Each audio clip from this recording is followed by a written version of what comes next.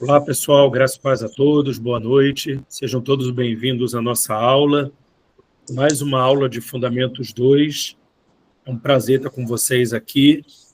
Vamos orar para a gente poder começar esse tempo de compartilhamento e avançarmos aí na nossa matéria.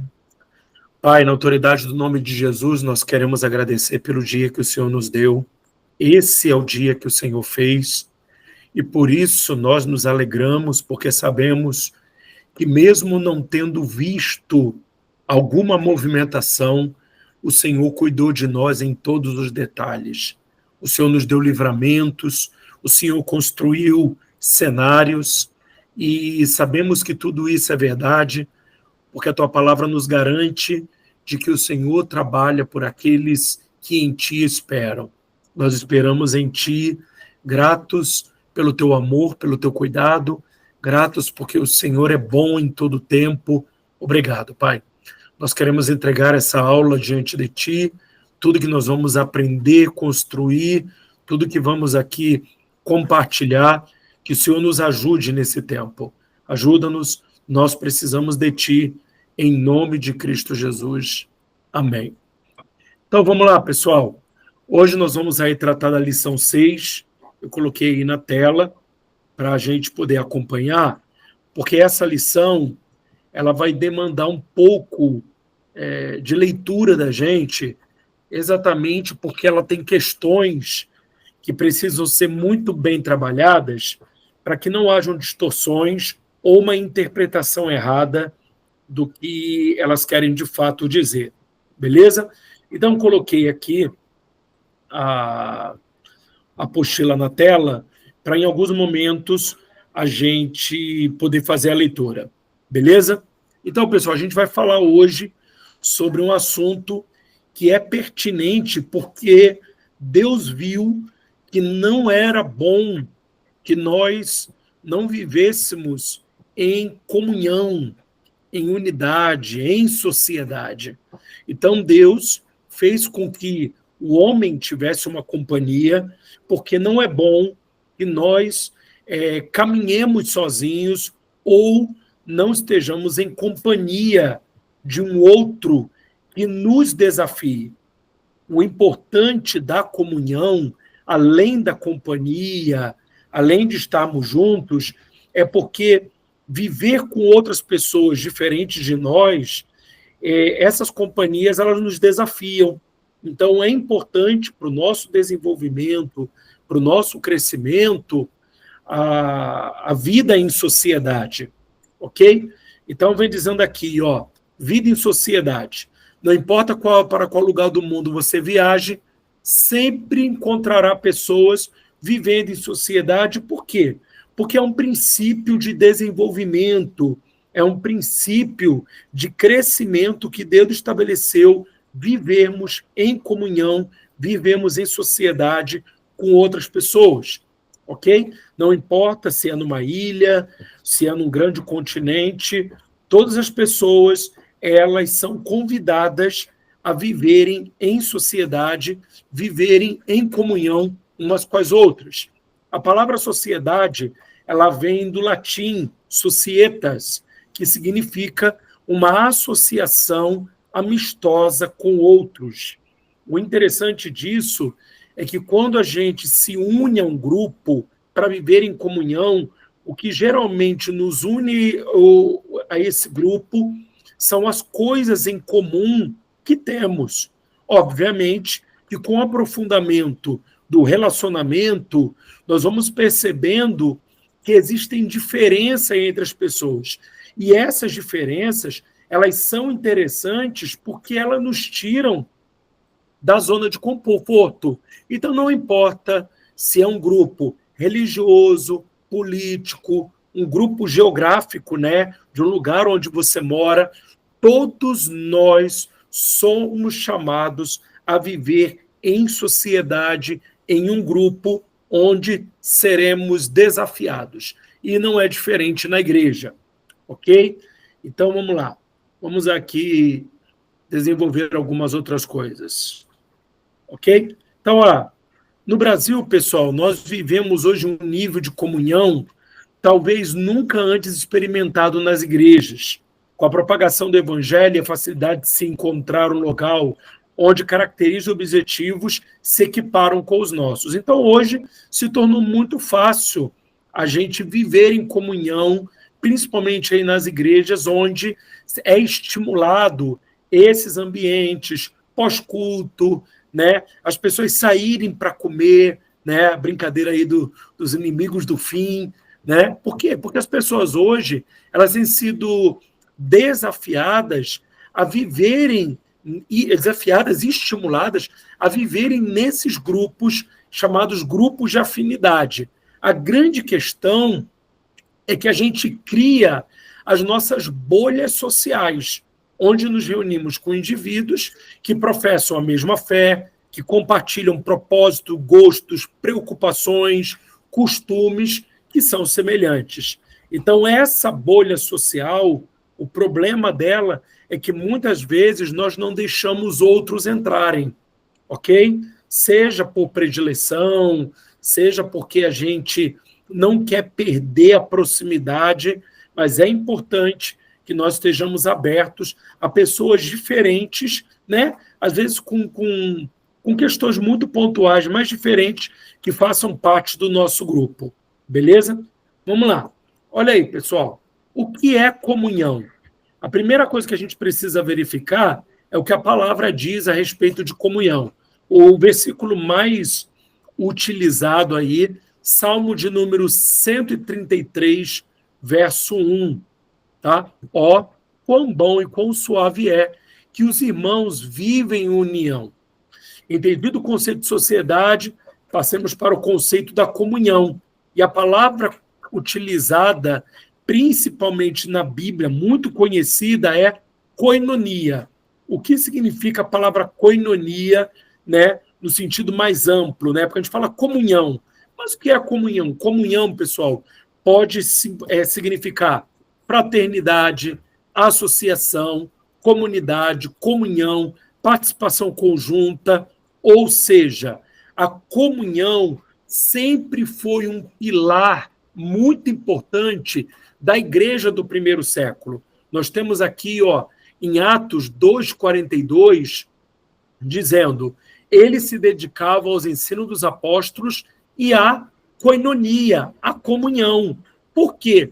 Porque é na comunhão que nós estabelecemos vínculos, é na comunhão onde eu aprendo a lidar com o diferente, é na comunhão que Deus usa pessoas diferentes para se unirem, como a Bíblia mesmo já diz, lá em 1 de Pedro, capítulo 2, que Deus está construindo um templo com pedras, e pedras, por mais que elas sejam parecidas, nenhuma pedra é igual à outra. Então, Deus usa pessoas unidas, com vínculos, mas diferentes, para quê? Para estabelecer a sua vontade. Beleza? E na igreja, pessoal, não é diferente. Por quê? Porque a igreja é um organismo vivo, mas entendendo que esse organismo tem partes diferentes. Então, nós temos, por exemplo, num corpo, nós temos no sistema digestivo, né? Tem até esse exemplo aí na apostila. Nós temos o estômago, nós temos o esôfago, nós temos a boca, os dentes, todos esses órgãos fazem parte de um sistema, mas todos eles têm funções diferentes. E são nessas diferenças que nós colaboramos uns com os outros para quê? Para o desenvolvimento, o crescimento, cada um fazendo a sua parte. E o importante é isso, diferentes, porém, todos juntos, unidos em unidade. União, pessoal, é diferente de unidade, porque união, nós estamos juntos, porém, nós não estamos trabalhando em uma mesma direção, ok? Mas quando nós estamos em unidade, nós temos apenas um propósito, nós temos apenas um objetivo. Então, é importante que a gente migre de união para unidade. Começamos com a união, mas depois nós vamos caminhando em direção à unidade, beleza? Então, vamos lá, ó. Olha o que diz aqui em Hebreus, capítulo 10, verso 25, na parte A do versículo. Não abandonemos a tradição de nos reunirmos como igreja, segundo o procedimento de alguns. Por que as pessoas deixam de congregar? Por que as pessoas deixam de viver esse princípio maravilhoso que é o princípio da comunhão? Porque lidar com a diferença é muito desafiador. Mas entenda uma coisa, em Efésios capítulo 2, a Bíblia diz que Deus nos chamou como família de Deus. Então, Deus estabeleceu a igreja como um organismo vivo, como uma unidade, mas também como uma família. E na família, todos os membros são diferentes. E a gente precisa entender que o que nos une é a presença do Espírito Santo nos fazendo um lugar saudável, um lugar seguro para que as nossas diferenças sejam expostas e com os princípios e valores do reino nós possamos crescer com essas diferenças.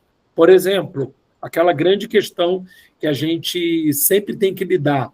Como que eu lido quando eu estou ofendido, magoado com o irmão? A Bíblia nos orienta como fazer isso. A Bíblia nos orienta a amar quando meu irmão me ofender. Então você percebe claramente que a igreja ela deveria caminhar com esses princípios, com esses valores das Escrituras. Para quê, pessoal? Para que nós fôssemos um lugar seguro. Preste atenção. A igreja não pode ser um lugar de proteção. A igreja precisa ser um lugar seguro. Qual a diferença?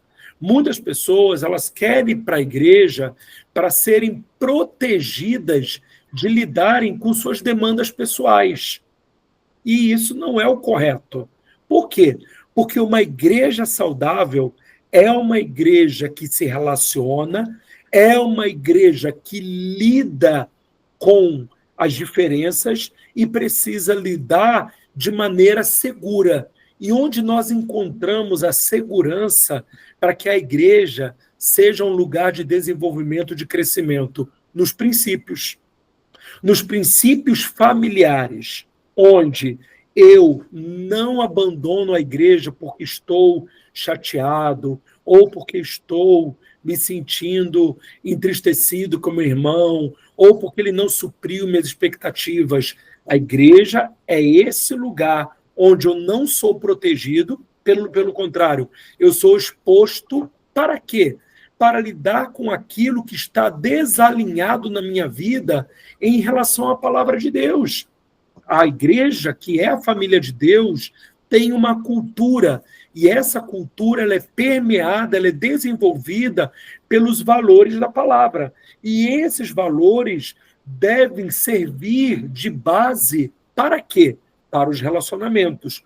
Quando eu aprendo a me relacionar com o irmão, não a partir da minha cultura familiar, né, que eu vim aí da minha casa, mas com os valores do reino, eu começo a entender que existem coisas que talvez eu tenha aprendido com a minha família e não fazem parte dos valores do reino. É aí que começa a vir um alinhamento. Entenderam? Por quê? Porque presta atenção em algo. A igreja é aí a união de pessoas com culturas familiares diferentes, pessoas traumatizadas, com sofismas, que precisam ser alinhados. Então, Deus junta esse monte de gente. E a gente pode se perguntar, será que Deus uniria pessoas difíceis e tão diferentes porque ele queria problemas? Não. Ele já estabeleceu a forma. Quem é a forma? Cristo é a forma. Deus nos deu a sua palavra para que pudéssemos aprender a respeito dos valores, princípios que iriam nortear a cultura dessa familiar. Por quê? Porque para eu fazer parte da família de Deus, eu preciso estar disposto a abandonar a cultura da minha família, a abandonar os sofismas da minha família, para viver uma nova cultura e nessa nova cultura ser transformada à imagem de Jesus. Então, gente, é um desafio. Fazer parte da igreja não é fazer parte de um clube social. Ok? Apesar de termos começado falando de sociedade, né, porque queríamos aí transmitir o conceito do relacionamento, mas Deus não nos chamou para um clube social. Deus nos chamou para relacionamentos que, de fato, nos desafiem e nos transformem. Beleza? Então, muitas pessoas têm abandonado a tradição de se reunir como igreja, abandonar a igreja, porque na igreja tem um monte de gente falsa, na igreja tem um monte de gente isso ou aquilo. Ok, mas eu preciso ser a transformação que eu tanto desejo que as pessoas vivam. Eu preciso ser alguém comprometido não com o meu ponto de vista, mas com a cultura do reino de Deus. Então, eu preciso estar aberto a abandonar a minha cultura, a abandonar aquilo que eu penso, né, que são os sofismas, que são contrários à palavra de Deus, e me submeter, pessoal, a essa cultura maravilhosa desse reino inabalável. Viver o reino de Deus é estar disposto a viver sendo desafiado, ok? Por quê? Porque, como eu falei, nós vemos de famílias diferentes, famílias que possivelmente não falam a mesma língua, não tiveram a mesma cultura. Uma família que não seja cristã possivelmente trouxe aí muitos desvios e a gente precisa agora, como família de Deus, nos alinhar. É aí que vem o serviço, onde eu preciso compartilhar não apenas coisas, né? Mas eu compartilho natureza. Que natureza? A natureza que agora eu tenho em Cristo Jesus.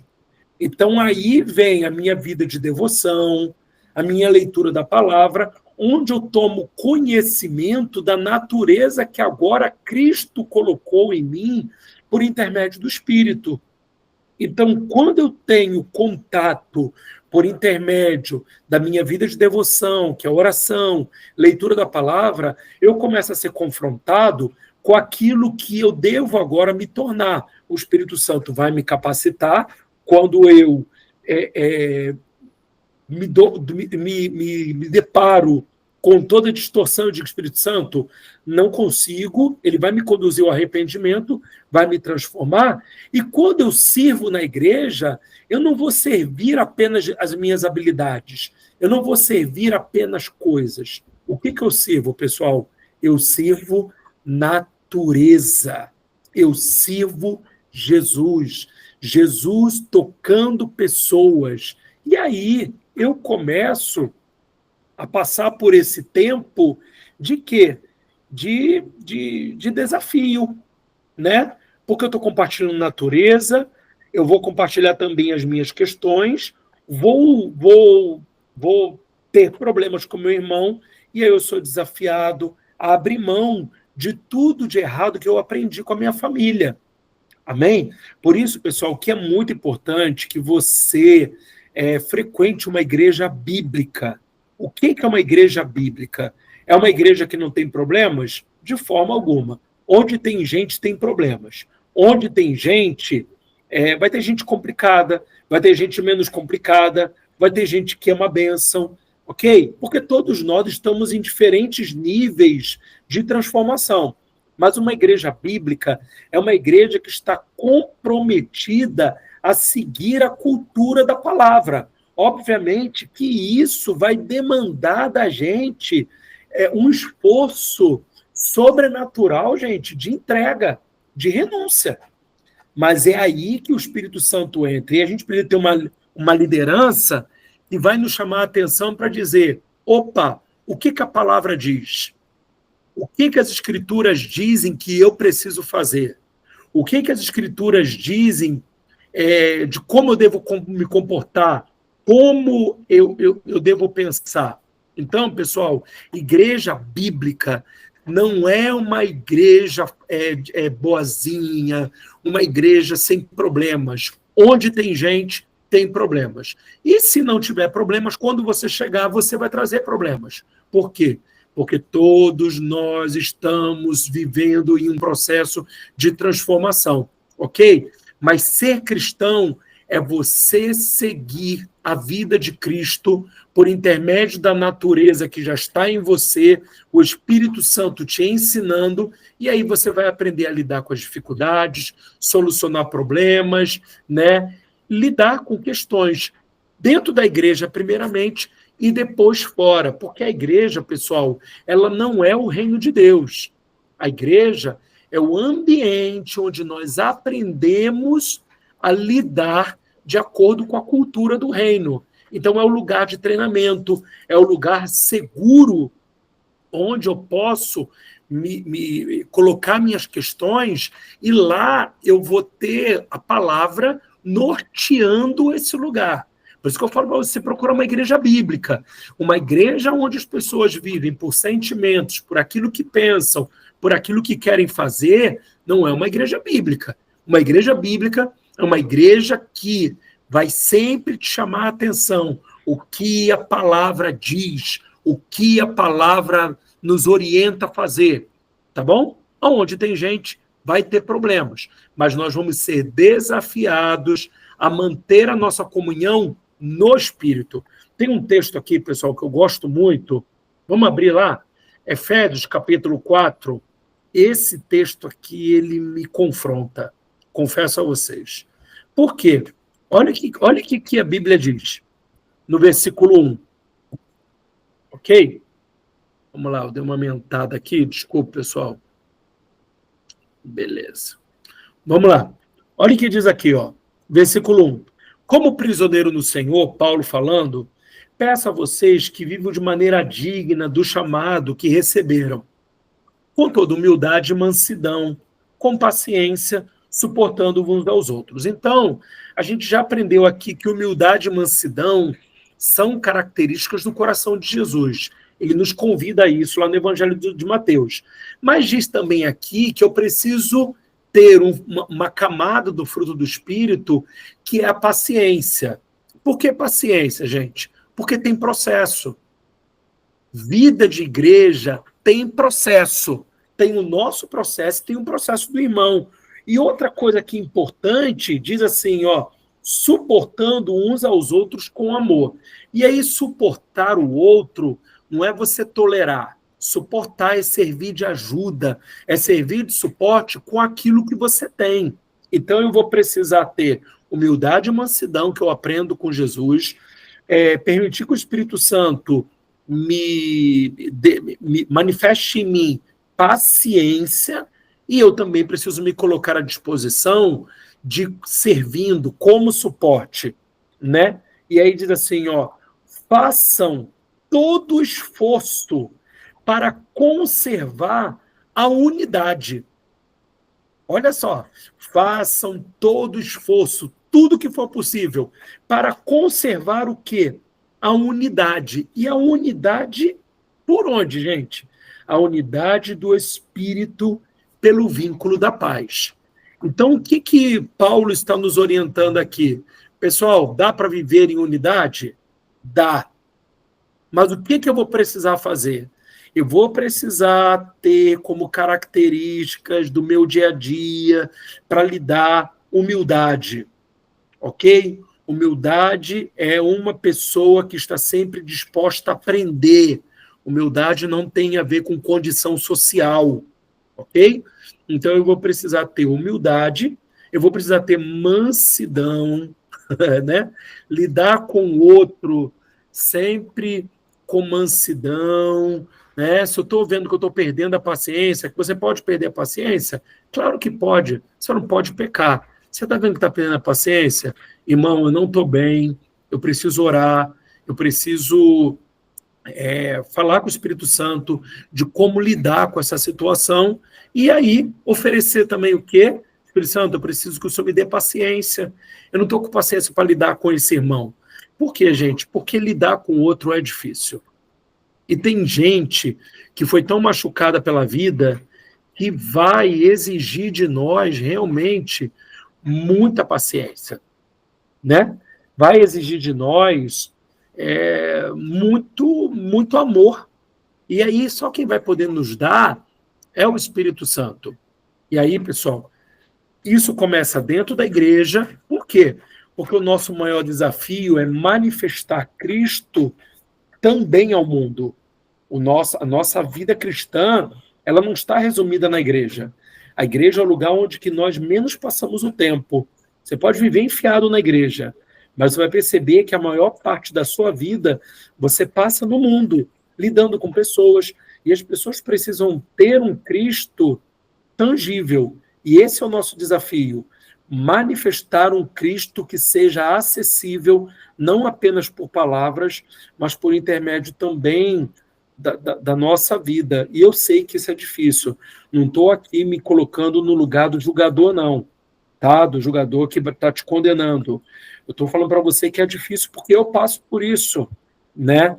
E a gente precisa ter aí a humildade para pedir perdão, para dizer, cara, eu errei, me ajuda, Senhor, tá difícil, ok? A vida cristã não é uma vida de super-homens, mas é uma vida de rendição. É você dizer, Espírito Santo, beleza, preciso da tua ajuda, ok?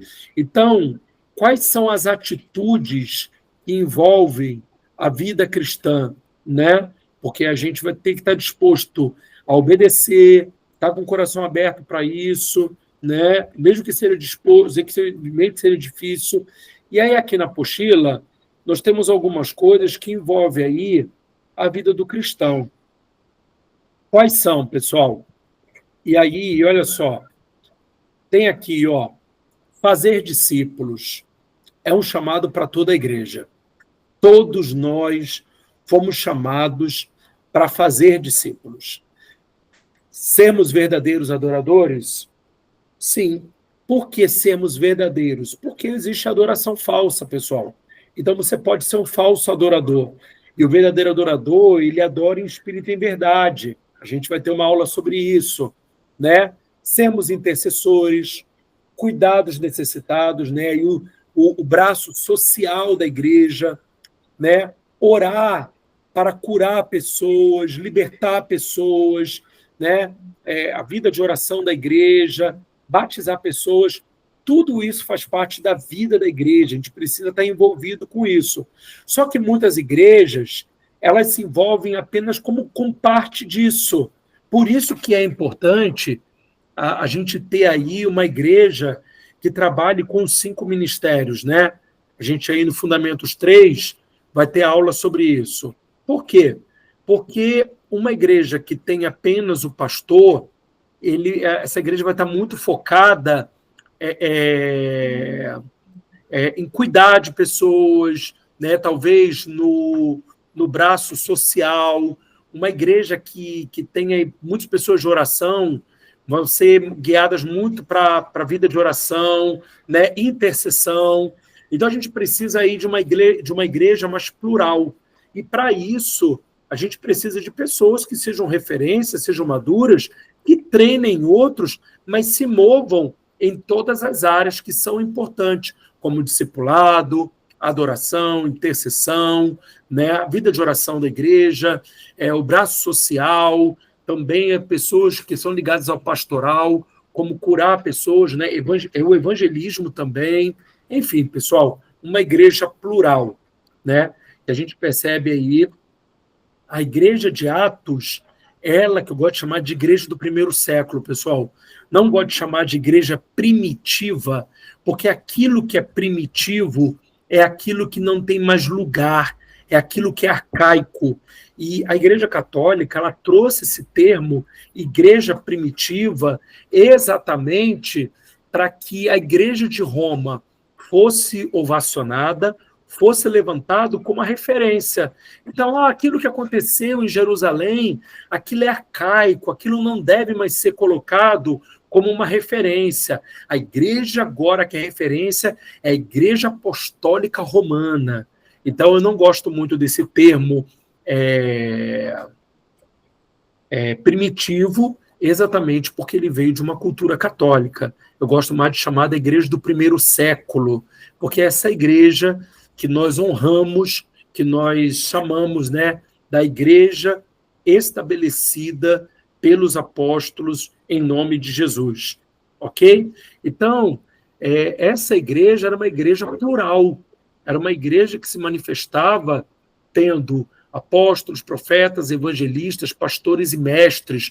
Então, cada um aí desenvolvendo um braço, desenvolvendo uma área da igreja, ok? E olha o que diz aqui, né? Quando uma igreja ela não é pautada nas escrituras e é pautada apenas em costumes e não trata das questões que são importantes, que são os valores, os princípios do reino. Olha o que diz aqui em 1 Coríntios 3, do 4 ao 7.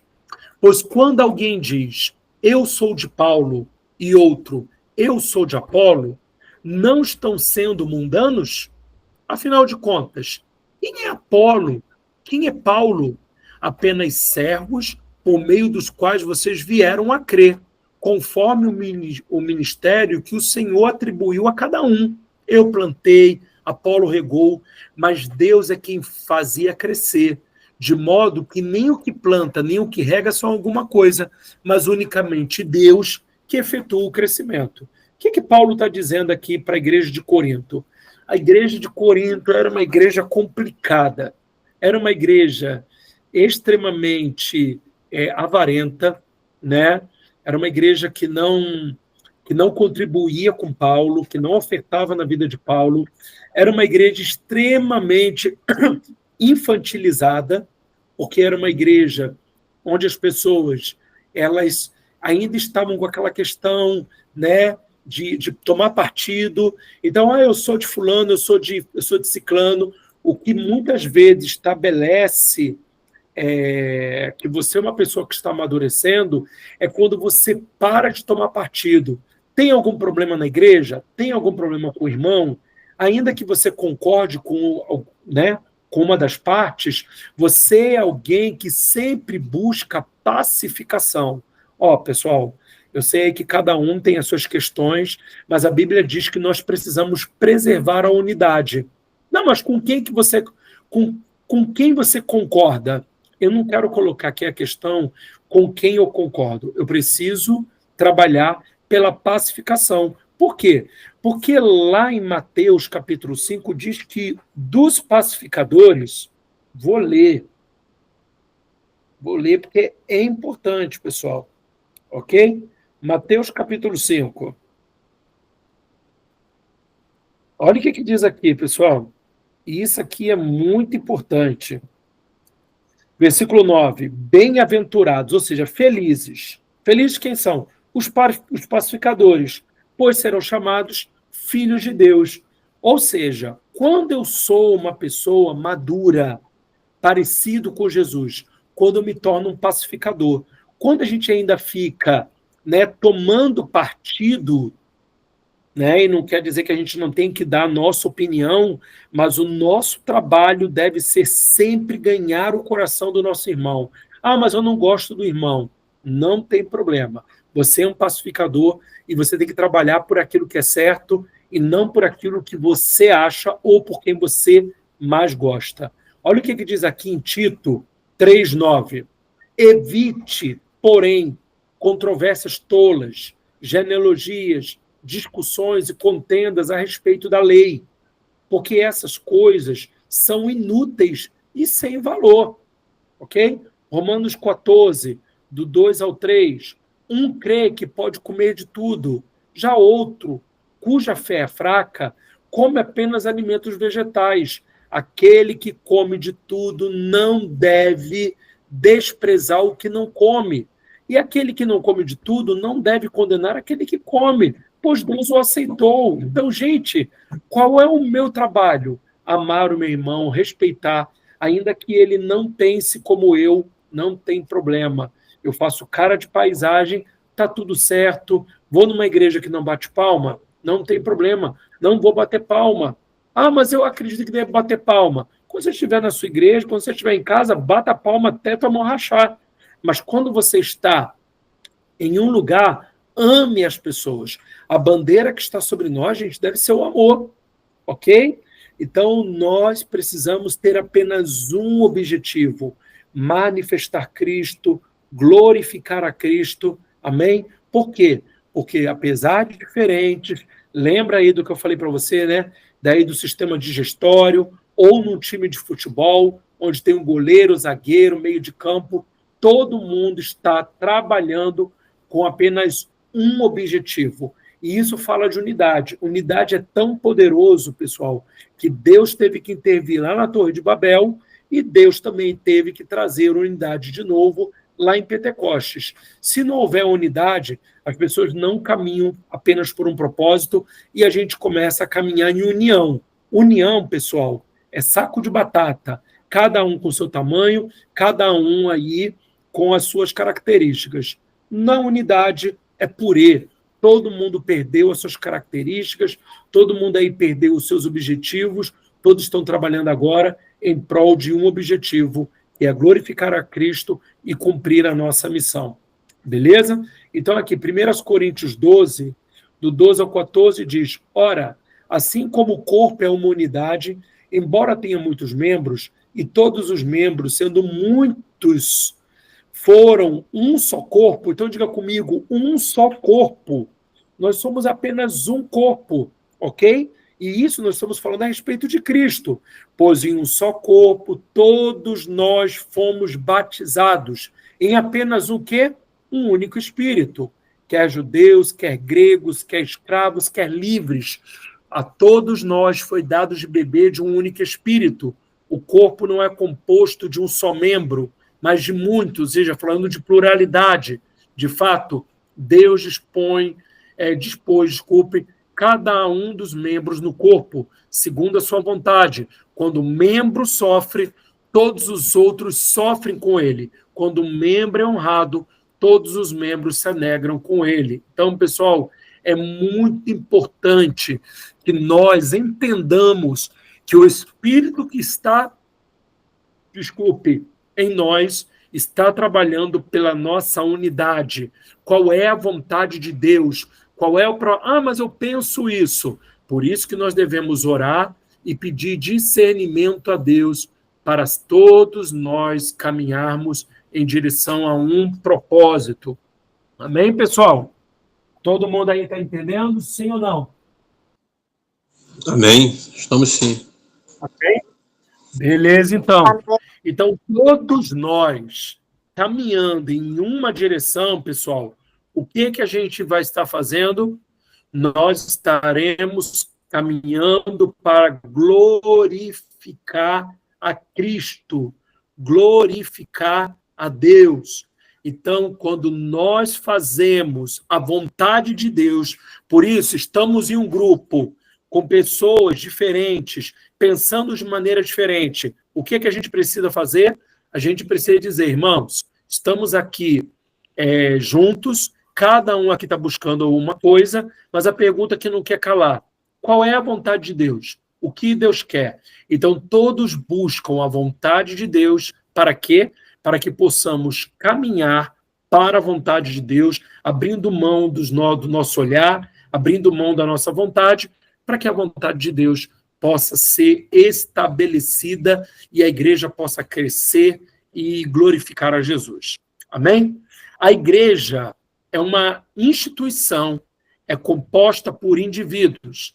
Desta forma, só é possível dizer se os indivíduos delas possuem tal hábito, assim como com a instituição, a prática da comunhão pelos indivíduos pode evidenciar seu nível de cristianismo. Ok, pessoal?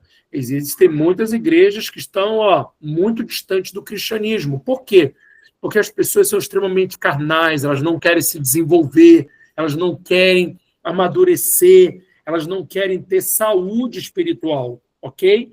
Então, quando nós estamos frequentando uma igreja, a gente precisa perceber o nível de comprometimento daquela igreja com princípios bíblicos, e não é se prega a palavra, é como as pessoas se relacionam, se elas obedecem princípios ou se simplesmente pregam muito bem, ok? O nível de maturidade das pessoas e a saúde espiritual que é observada pelo nível de saúde emocional também das pessoas, ok?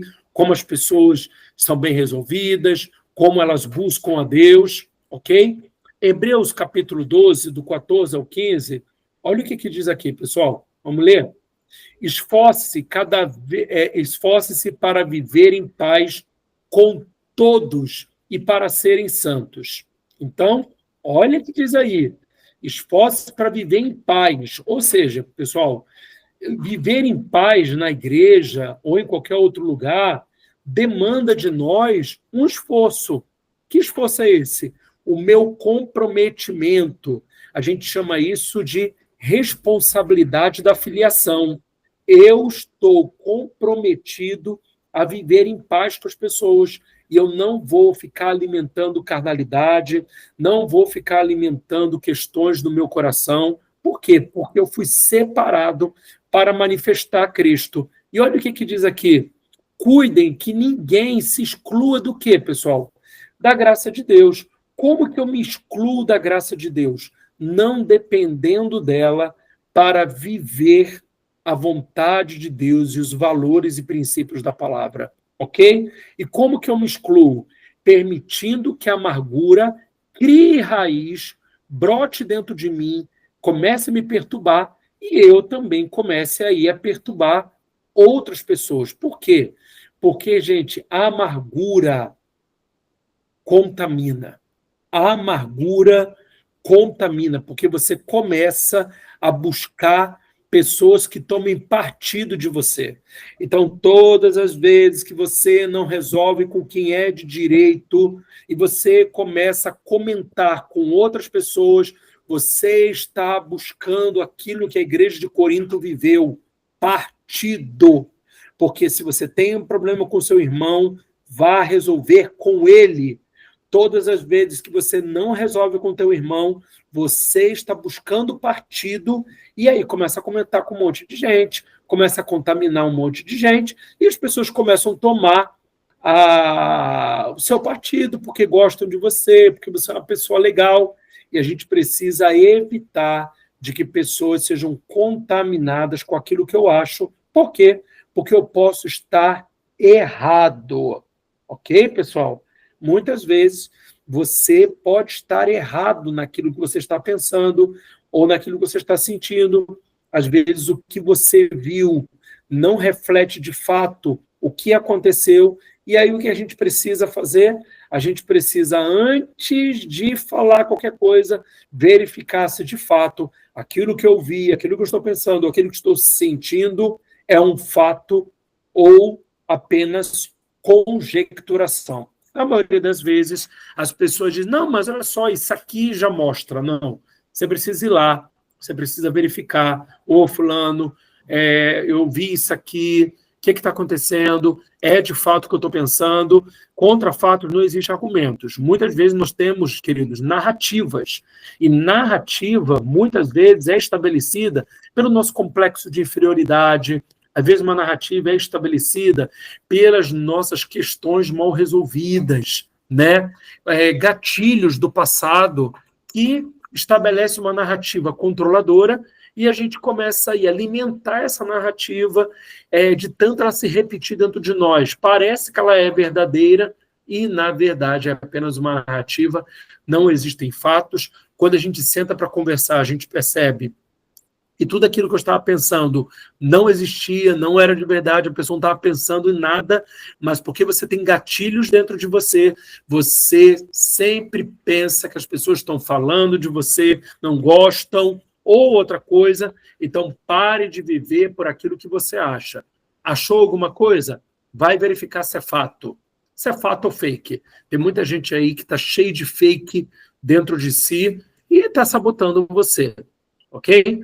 Provérbios 18:1, quem se isola busca interesses egoístas e se rebela contra a sensatez. Então, se você quer ser uma pessoa sensata, se você quer ser uma pessoa que não é egoísta, não se isole, né, e resolva suas questões.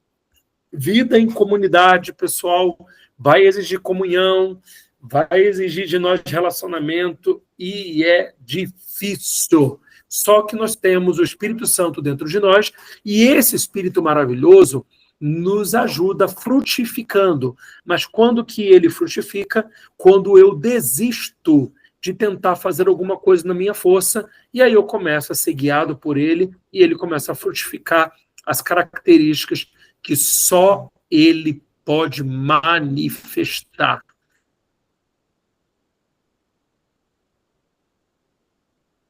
Ok? Então, pessoal, não adianta. O amor ao próximo é algo que precisa ser vivido, mas o padrão é o padrão de Jesus, e da nossa força a gente não vai conseguir viver. Imagine Jesus dizendo, né? Ame o teu próximo, ame o teu amigo, né? O teu irmão, mas ame também o seu inimigo. Então, como é que a gente ama o inimigo, gente? Né? Como é que a gente ama o inimigo? Esse padrão de amor só é vivido no Espírito. Não tem como. Ok? Cada um de nós aqui tem um padrão de justiça, tem um padrão de tolerância, e se esse padrão ele for comprometido ou excedido, a gente aí já não está mais disposto. É aí que entra o Espírito Santo, é aí que entra a maturidade. Maturidade não está apenas em você ser uma pessoa plena, né? A maturidade também se mede pelo seu nível de entrega, pelo seu nível de renúncia. Então, se você é uma pessoa que quer amadurecer, lembre-se, você vai precisar renunciar a muita coisa, principalmente questões relacionadas a gatilhos que você tem. Beleza? Então, olha o que diz, o que Martin Luther King diz aqui, ó. O que afeta diretamente uma pessoa afeta a todos indiretamente. Por quê, pessoal? Aquilo que você não trata, em algum momento vai se manifestar, e aí tem gente que fica trocando de igreja, e fala, porque naquela igreja, na verdade, o problema está na pessoa.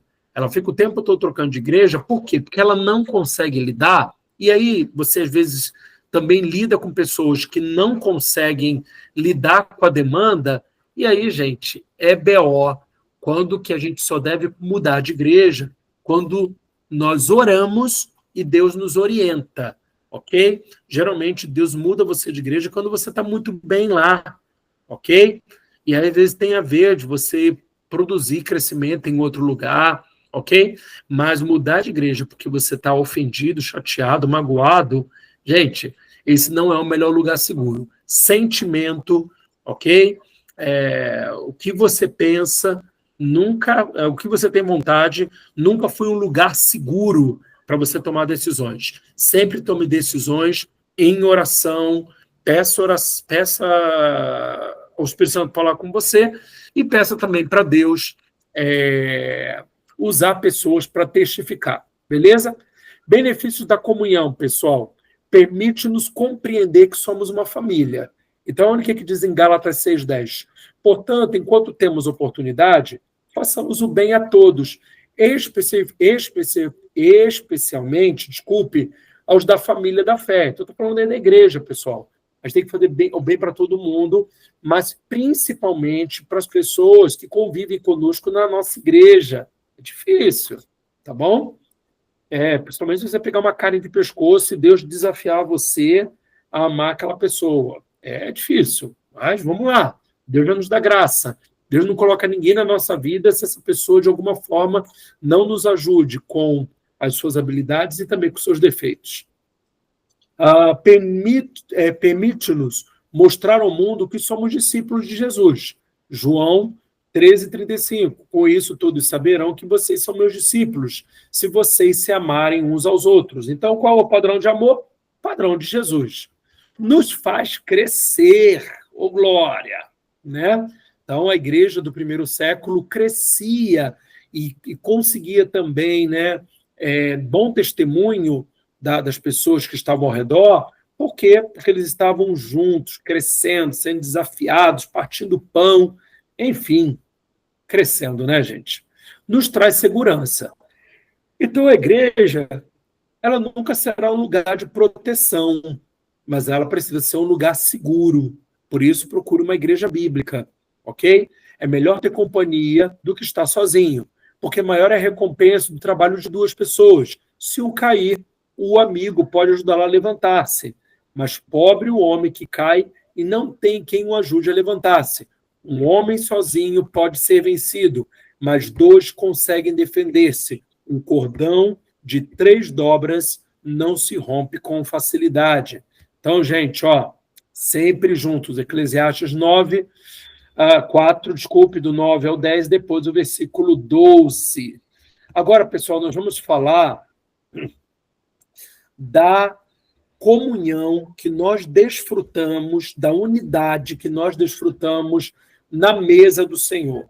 O que é a mesa do Senhor, pessoal? É a mesa da ceia, ok?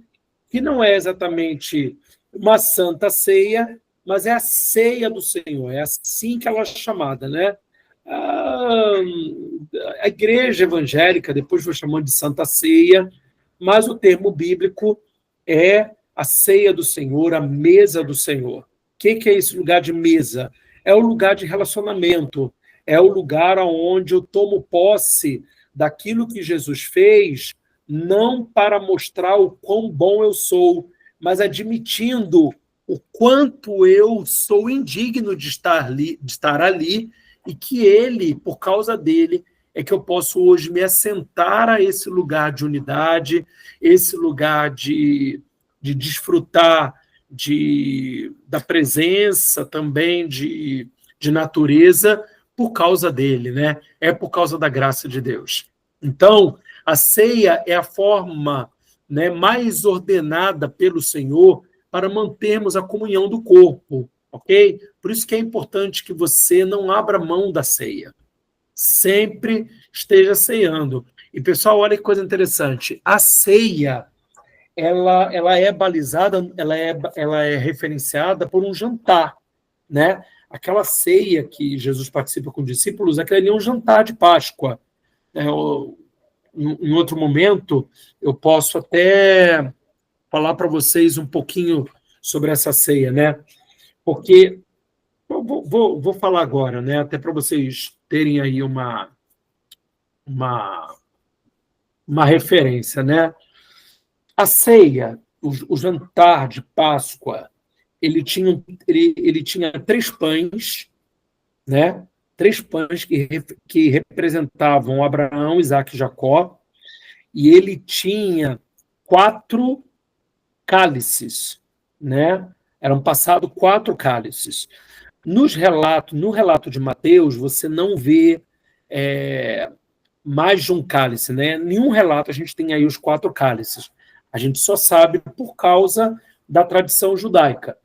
Mas no relato de Lucas 22, do 15 ao 20, você vê que foram servidos, eles tomaram 2 cálices, ok? Mas, na verdade, são 4. E por que só evidencia 2 cálices? Eu vou dizer para vocês aqui o nome dos 4 cálices. O primeiro é o cálice da santificação, tá?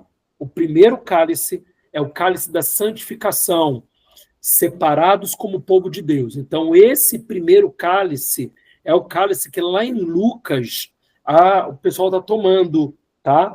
O segundo cálice é o cálice do juízo, tá?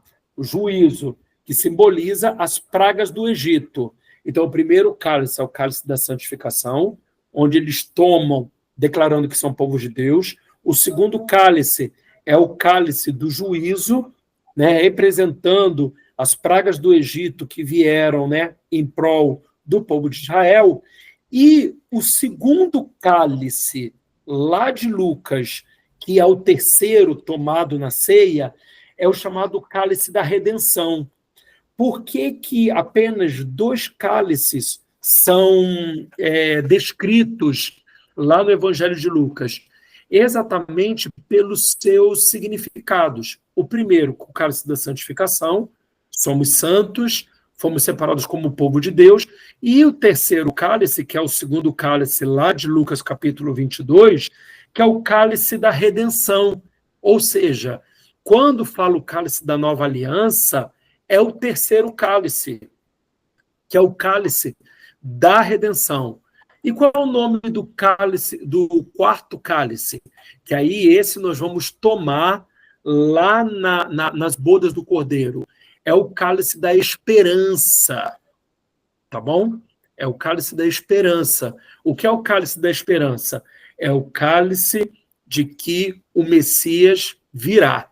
E aí, quando nós tomarmos esse cálice, lá naquele grande dia, nas bodas do Cordeiro, nós estaremos dizendo, aqui se cumpriu. E por que que os judeus, lá junto com Jesus, os discípulos, né, tomam o terceiro cálice? Nós estamos tomando o terceiro cálice, por quê?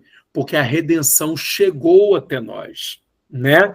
Então, eles tomam 2 cálices, que é o cálice da santificação, o cálice do juízo, o cálice da redenção. Eles estão profeticamente dizendo ao Messias, né? Nós estamos esperando pelo Messias, e o quarto cálice, eles não tomam exatamente porque eles esperam um dia tomar com o Messias, e nós também vamos tomar aí com Jesus lá nas bodas do Cordeiro. Beleza, pessoal? Pessoal, deu para entender sobre isso? Ou ficou alguma dúvida? Fale comigo aí, por favor. Deu sim, perfeito. Tá ótimo. Entendeu aí, Maria? Ulisses, beleza?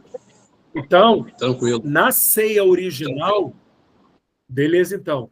Na ceia original, pessoal, são 4 cálices, ok?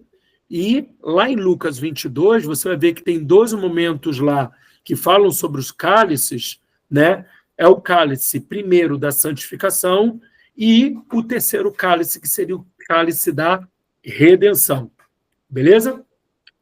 E na igreja do primeiro século, pessoal, acredita-se que eles ceiavam todo dia, tá? Hoje nós temos a prática aí da ceia apenas uma vez por mês, pessoal, mas isso não era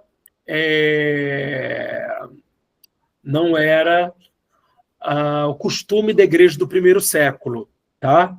O costume da igreja do primeiro século era a ceia todos os dias, ok? Por quê? Porque eles estavam sempre juntos, sempre compartilhando aí da ceia do Senhor. Então, quais são os nomes dados à ceia? Ceia do Senhor, mesa do Senhor, 1 Coríntios 10, 21, e a comunhão, 1 Coríntios 10, 16, né? E aí, em outras designações, é chamado de Eucaristia e o sacramento, como nós vemos aí na Igreja Católica. Quem instituiu a comunhão? Como eu falei para vocês, o Senhor Jesus na festa de Páscoa. Aí nós temos 3 relatos, né? Relato de Mateus, de Marcos, e o relato que eu falei para vocês, pessoal, é esse de Lucas 22, do 15 ao 20. Se você quiser dar uma grifada aí, para depois você lembrar de dar uma olhada, né?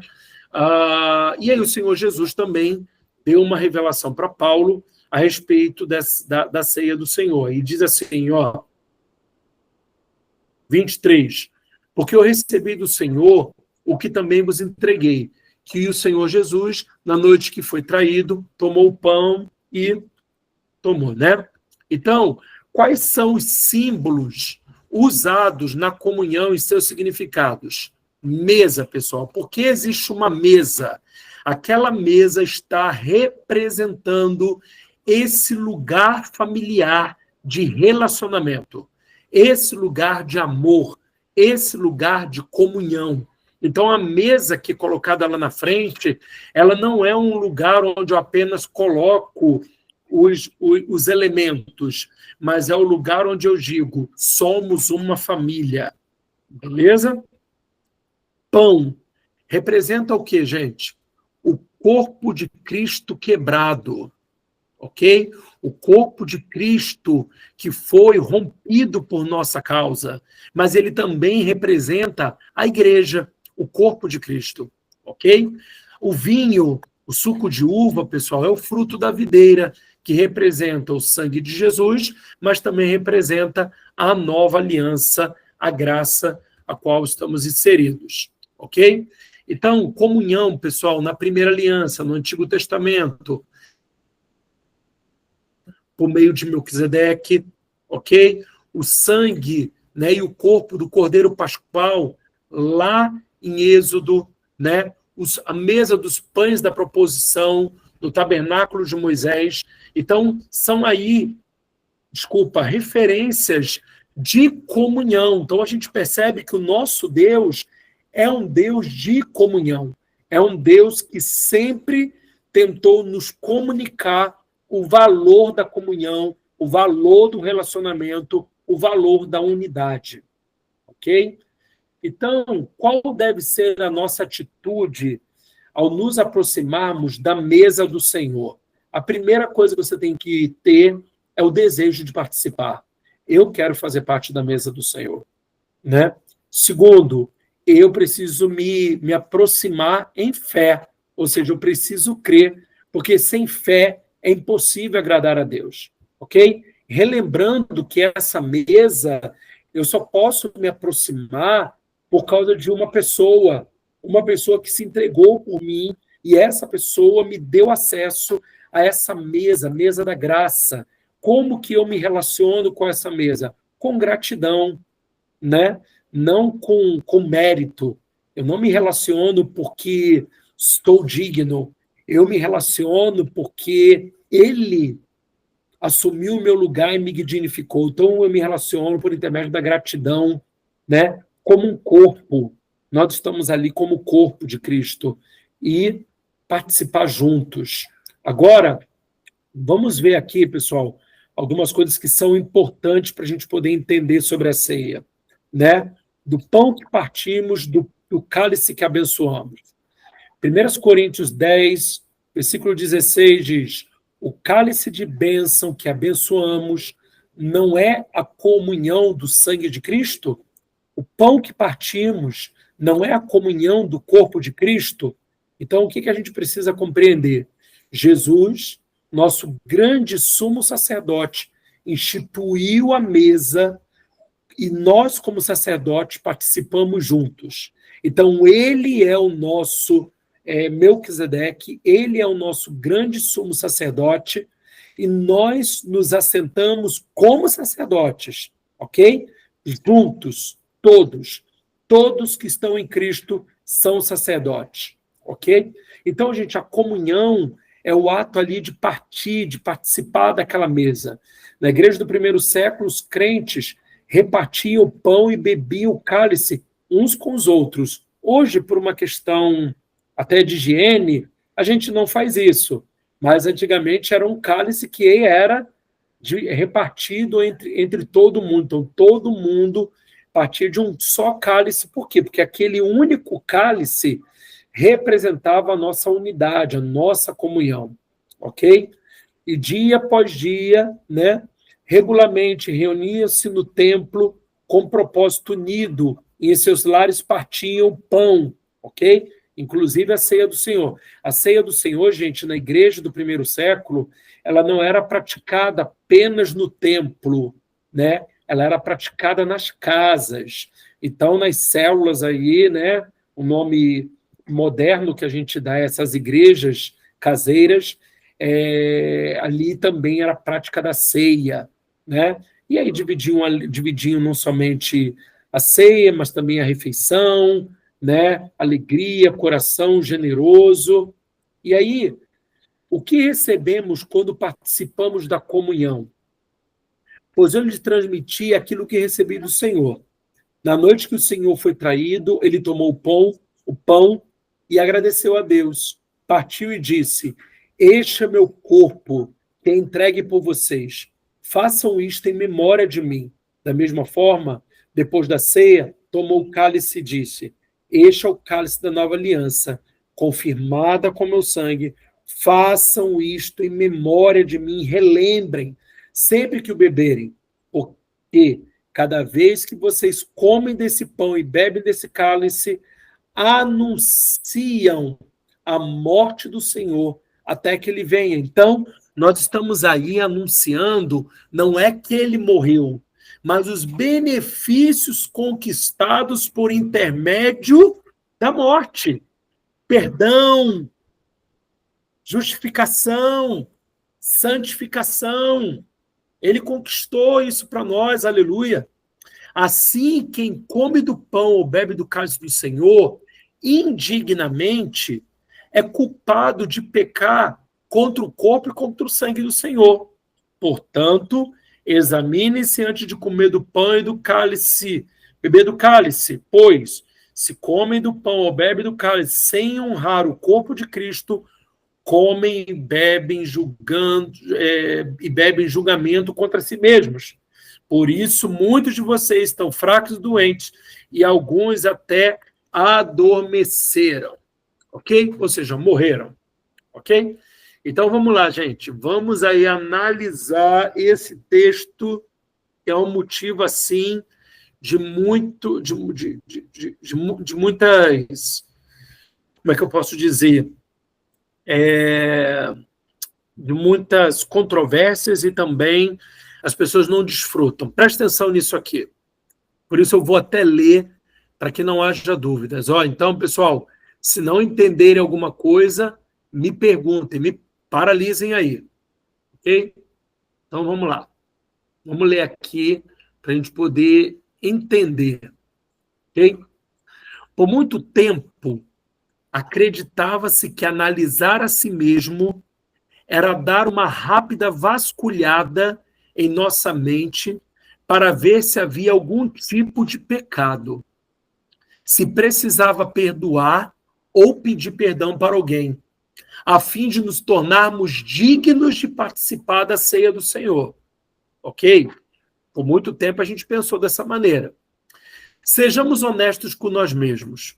Você acha que pode fazer alguma coisa para, por si só, se tornar digno de ser participante do corpo e do sangue de Jesus? Você acha que pode, por suas boas obras, ser merecedor de tomar a ceia?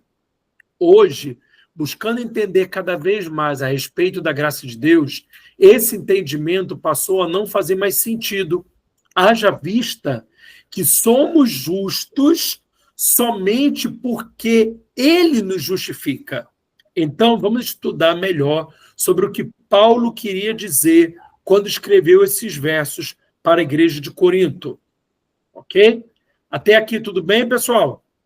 Sim ou não? Sim. Sim.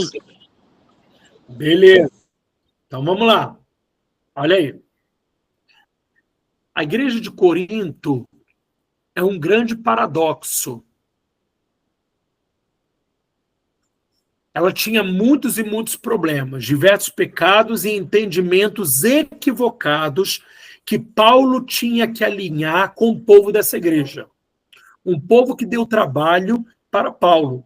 Embora fosse uma igreja que financeiramente ia bem das pernas, não ofertava para Paulo, como, por exemplo, a igreja de Tessalônica, que era menos abastada. Paulo precisou enfrentar muitos problemas em todo caso.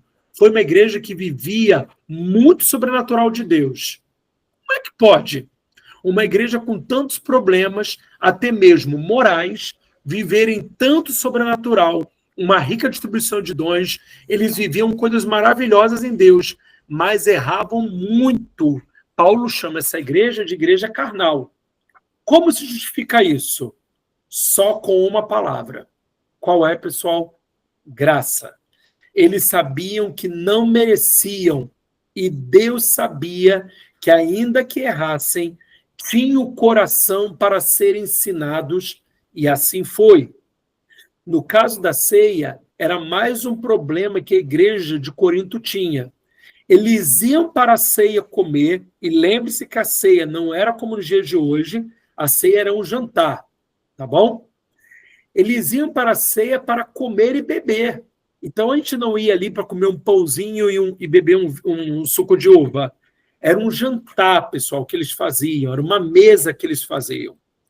Paulo chega a dizer que eles se embriagavam na Santa Ceia. Como alguém pode se embriagar com um cálicezinho? Então, pessoal, era à vontade, ok? Tinha aquele momento de orar, de celebrar, mas era um jantar. Há relatos que dizem que eles ficavam o dia inteiro sem comer, se preparando para a ceia, onde iriam comer muito pão e beber muito vinho. Eu pergunto a vocês, como com esse comportamento, essas pessoas estão demonstrando que entendiam, discerniam que estavam comendo o corpo de Cristo para a cura e bebendo o sangue da nova aliança para expiação dos seus pecados? Claro que não. Então, pessoal, vamos lá. Já quero aqui, vou dar uma subidinha para a gente poder trabalhar essa questão. Qual é a questão que Paulo está tratando com essa igreja? Qual é a falta de discernimento? Eles, quando iam para a ceia, eles não iam para desfrutar do que Cristo tinha conquistado e para desfrutar de relacionamentos. Eles iam para comer e beber à vontade, e alguns deles até começaram a ficar bêbados na ceia.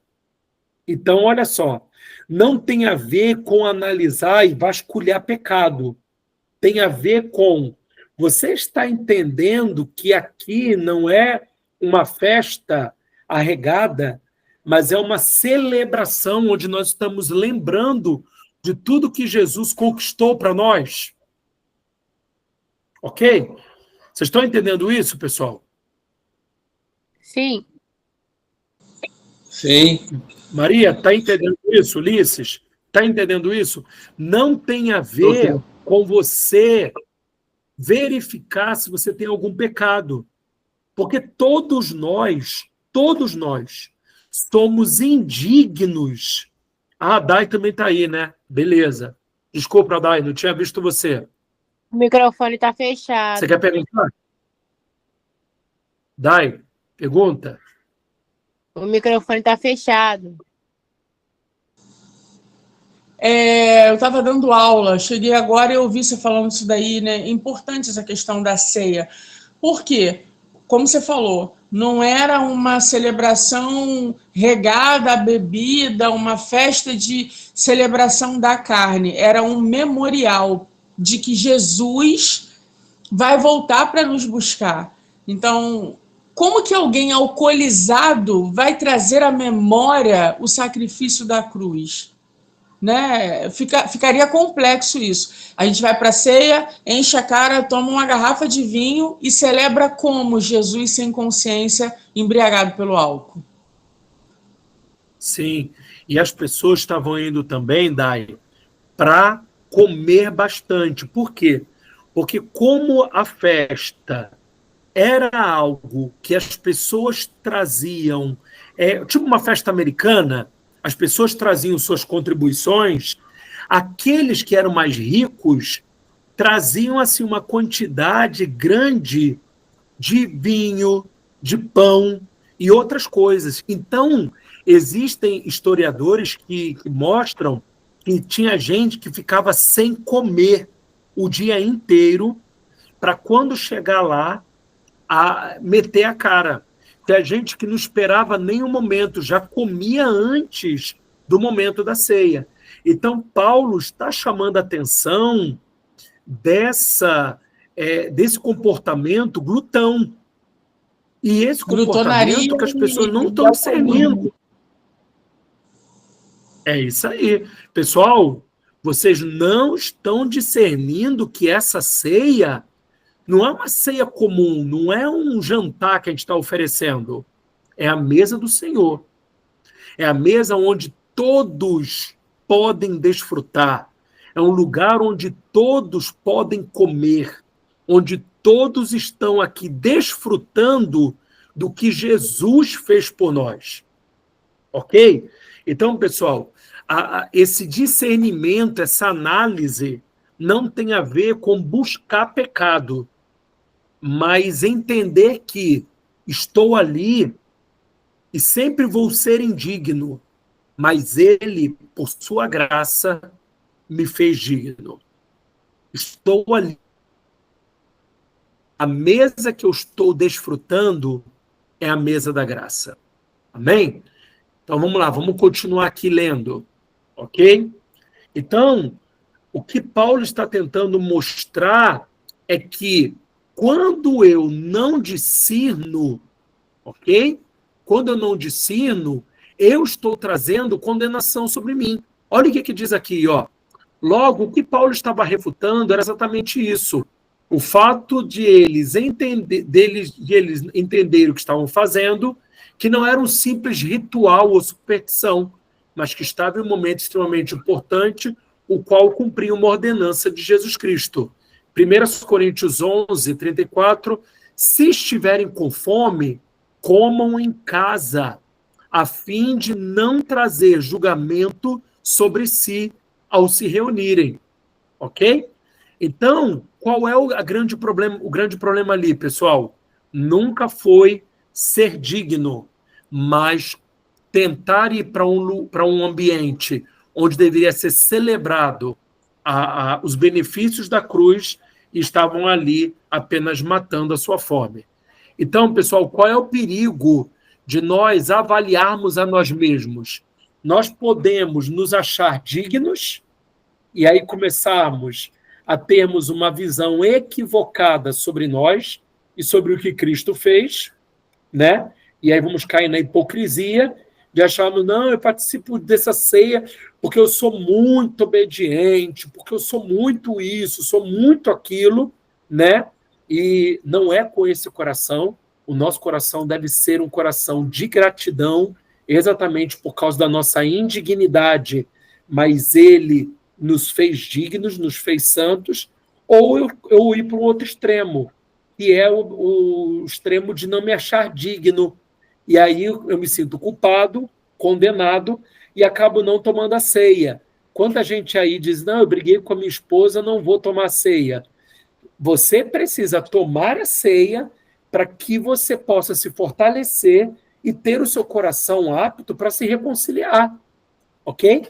E aí a gente, quando não toma a ceia, a gente descumpre a ordem de Jesus e a gente se priva do corpo dele. Ok? E aí, na verdade, está fazendo o sacrifício de Jesus inválido, pois ele morreu para nos justificar. Então, eu tomo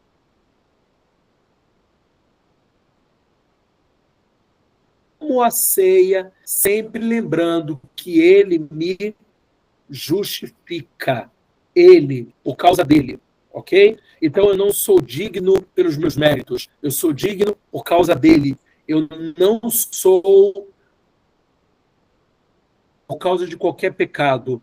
Por causa da ceia, eu vou ser fortalecido para me posicionar pelo Espírito contra o pecado. Ok? Até aqui, pessoal. Todo mundo entendeu? Deu tudo certo ou não? Certinho. Posso continuar? Sim. Pode. Beleza, então. Então, pessoal, visando aí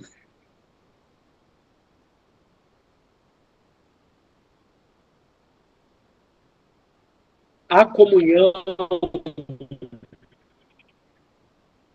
como algo prático,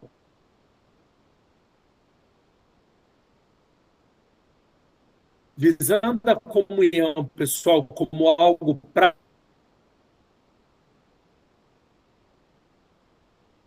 prático, como eu posso desenvolver mais comunhão na igreja que eu congrego? Primeira coisa, pessoal,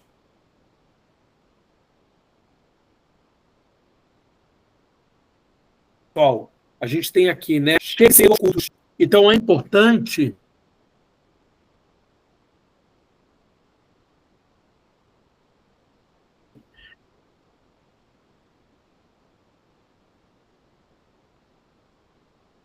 que a gente Apóstolo, o áudio tá travando.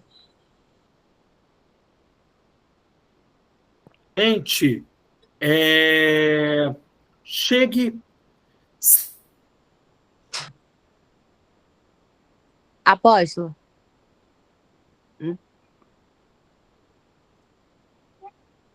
Ter aos cultos, para a gente ter oportunidade de conhecer outras pessoas, ok?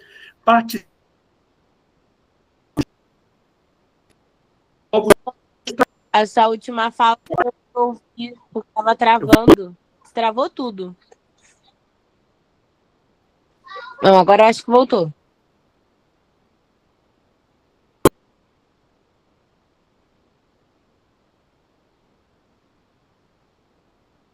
Tá me ouvindo? Agora eu tô ouvindo. Beleza, já está acabando mesmo. Eu tirei aqui a imagem.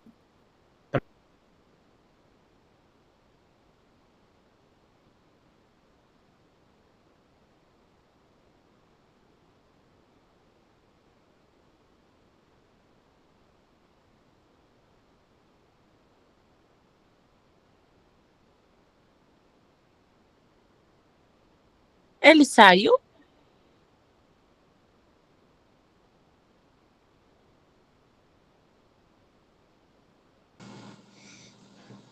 Ele falou que ia tirar a imagem. Está me ouvindo agora, pessoal? Sim. Oi, deu uma travada aqui. Sim. Beleza. Ok? Está me ouvindo?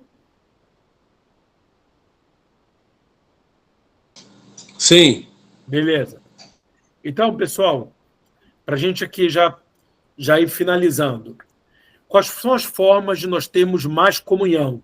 Primeiro, chegar cedo na igreja, se relacionar com pessoas da igreja é muito importante. E, para isso, eu posso chegar mais cedo, posso sair um pouco depois, não saia correndo da igreja. Segundo, participe dos grupos, né? Grupos de jovens, de homens e mulheres. Aqui em Caminho Santo a gente chama de redes, ok? Mas participe dos grupos, participe de atividades extraculto, passeios, né? Atividades mais descontraídas, atividades onde as pessoas tenham a oportunidade de se relacionar com você, se envolva em algum grupo de trabalho, sirva na igreja, trabalhe na igreja, é importante. Mas eu tenho problema. Se eu tiver problema com pessoas, vai ter, faz parte, ok? Participe de uma célula, ok? É legal participar de uma célula, porque a célula é um ambiente, é um grupo menor, onde eu posso estreitar relacionamentos, ok? Então, uma célula também é um ambiente legal.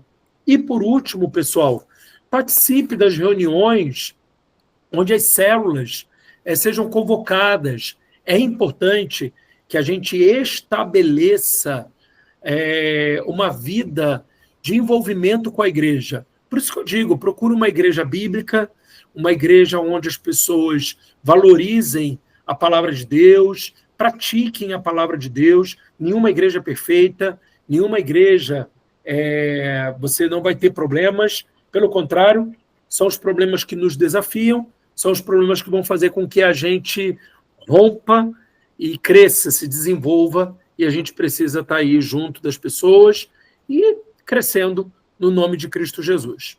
Amém, pessoal? Alguma dúvida? Não. Amém. Sem Amém. dúvida. Amém, então. Então eu vou orar, pessoal. Depois eu quero falar com vocês rapidinho sobre agora o mês de dezembro. Amém? Vamos orar aqui, então, em nome de Jesus. Pai, o Senhor tem nos desafiado ao crescimento, a nos parecermos com Cristo, e isso não é fácil. Mas nós não vamos desistir daquilo que o Senhor disse que era bom. A tua palavra nos mostra que o Senhor disse: não é bom que o ser humano viva só. E nós cremos nessa palavra porque o Senhor disse. E se o Senhor disse, é perfeito, está feito. Obrigado pela tua palavra. Obrigado porque a igreja é um lugar seguro.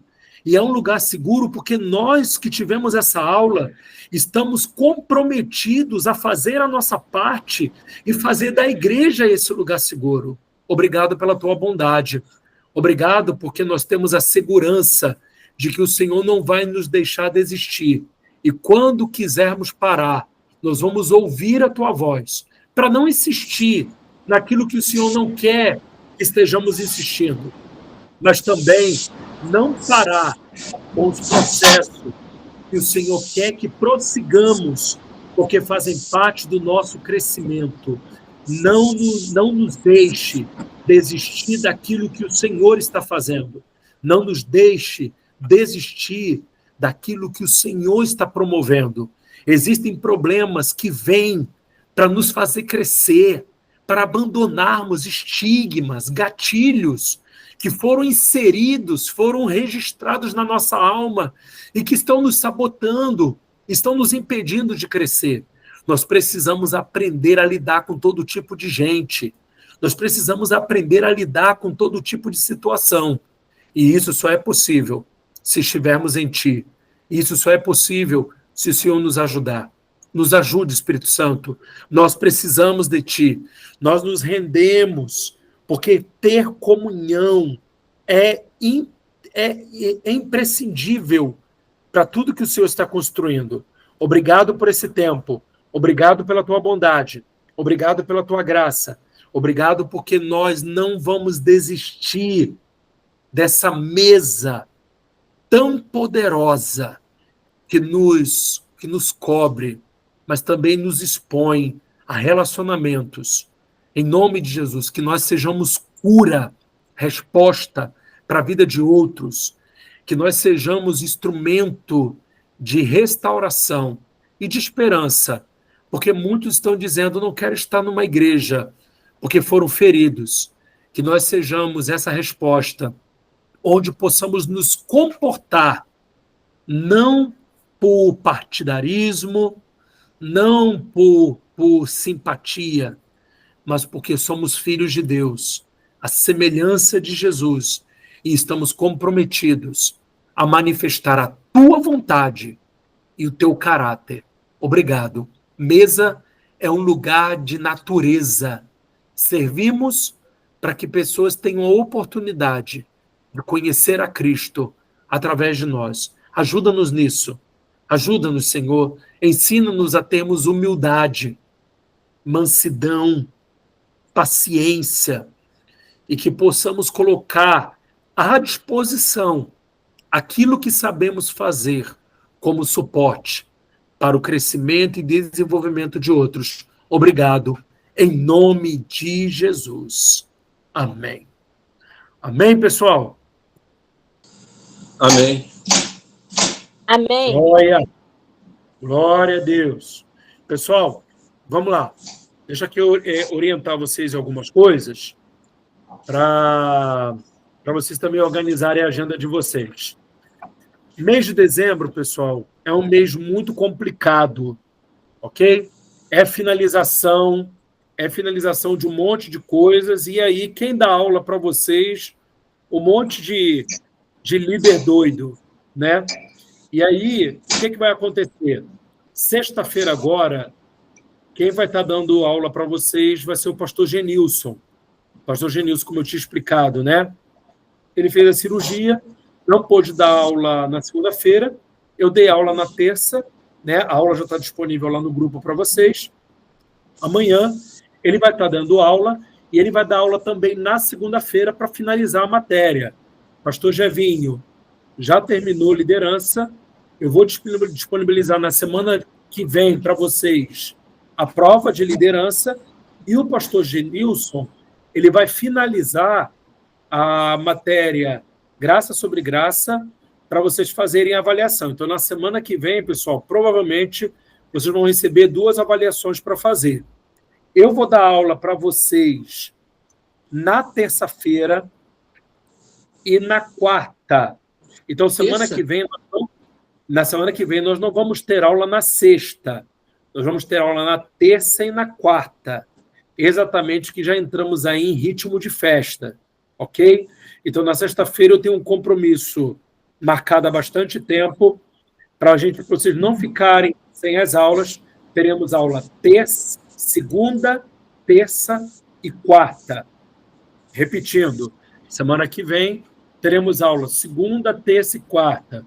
Apóstolo, não posso participar. Não tem problema. A aula vai ser gravada, vai ser disponibilizada, mas se você puder participar, para estar aqui com a gente, vai ser ótimo. Beleza? O pastor Genilson, na semana que vem, ele já termina a matéria Graça sobre Graça, e aí na outra segunda, que é o dia 8, ele começa Fundamentos 3. Pastor Genilson vai dar para vocês Fundamentos 3. Na semana do dia 8, então vocês vão ter Fundamentos 3 no dia 8. Eu vou dar aula na terça-feira, ok? Vou dar aula na terça-feira, ao invés da quarta, e aí dou aula na sexta, dia 12. Tá bom? Só estou localizando vocês aqui para vocês conseguirem participar. Dia 12, eu sei que a maioria de vocês não tem como participar, mas eu vou estar dando aula dia 12. Ok? Eu vou finalizar, pessoal, essa matéria aqui, sem ser essa semana, a outra. Então, na outra semana, você já tem aí uma outra avaliação. Então, fiquem ligados aí. E aí, nós teremos aula até o dia 22, de dezembro. 22 de dezembro é o último dia de aula de dezembro. 22 de dezembro é o último dia. Depois nós vamos ter um recesso, ok? Vamos ter um recesso. Esse recesso vai até quando? Esse recesso aí vai até a primeira segunda-feira de janeiro. Quando que nós voltamos às aulas? No dia 5 de janeiro.